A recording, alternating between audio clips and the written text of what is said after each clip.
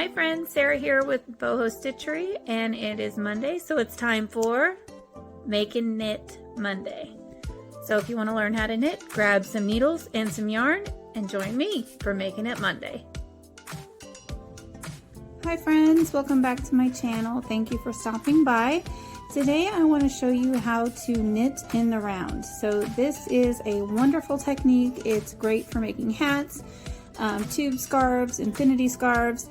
So what you're going to need for this is a pair of circular needles like this and some yarn, and I went ahead and cast it on my number of stitches. So for this I cast it on 86 stitches. It depends on what you're making, how many you'll cast on, but I can fit about 86 to 90 stitches comfortably on this set of needles.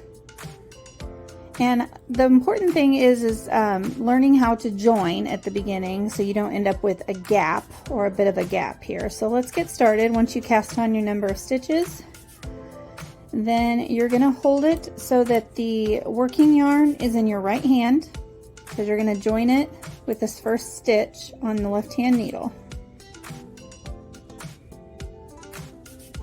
So you can do a number of things. For hats, I usually do some type of ribbing, either a 1x1 ribbing or 2x2 ribbing, something like that. But for this, just a quick demonstration, I'm just going to show you how to join and get started just knitting in the round. So you're going to put your needle, like I said, your working yarns in your right hand. You're going to go through your first stitch. You're going to yarn around, you're just going to knit it.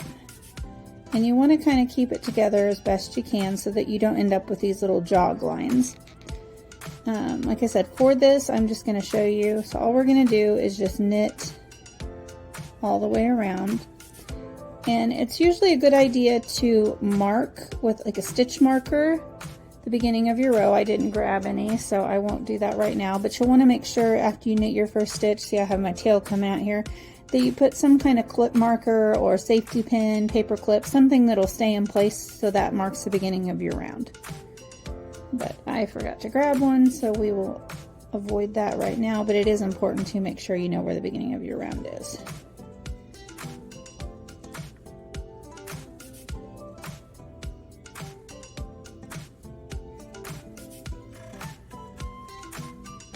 So that's all we're going to do. Like I said, you will end up with maybe a little bit of a gap here, but if I tighten my tail up, as you can see, it kind of cinches that together closer. Otherwise you end up with a great big gap like that, and it looks kind of wonky on your work.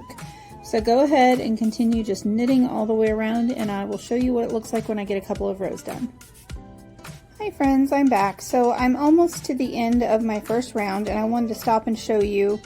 I went and grabbed a stitch marker. So these stitch markers I find work really great. You can get them on Amazon, Walmart, pretty much anywhere.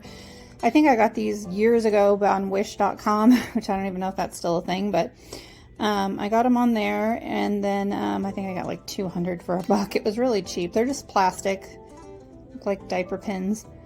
So you'll want to, like I said, mark your first stitch or where you're at on your first stitch. So I'm coming up to my last stitch. I'm just going to knit there, because you're basically working in a spiral when you knit in the round. So I'll just slip that over and keep knitting. And this is, again, this is kind of what I was talking about. You'll end up with this gap, but usually you can kind of just pull on your tail and it tightens it up a little bit. And so now I have my stitch marker. I know I'm getting ready to start my second row. So I'll just continue to knit for as long as you want. Like I said, I like knitting in the round. It's not hard at all. And one thing I think I mentioned in one of my previous videos, that when you knit back and forth in rows, you get purl bumps kind of in between. It's kind of bumpy looking, I guess. With this technique, when you're knitting in the round, if you're just knit, you get a stockinette stitch fabric like you would if you were knitting one row, purling one row, knitting one row, purling one row. So it's nice, you don't have to do any purling, and you still get a nice smooth texture on one side. Let me get a couple more stitches in here, and then I will zoom in and show you what I mean. So I've just knit in the round, and so the inside, it creates this beautiful smooth V's, and then you get your purl bumps on the back side. So that's the magic of knitting in the round, is you get a nice, beautiful, smooth stitch. So that's it, guys. That's all there is to it for knitting in the round. Hope you guys enjoyed this video. Hope it was helpful. And if you haven't already, please hit that subscribe button and make sure to follow me on my social media pages. I am on Facebook, Instagram, TikTok, all under Boho Stitchery. See you guys later.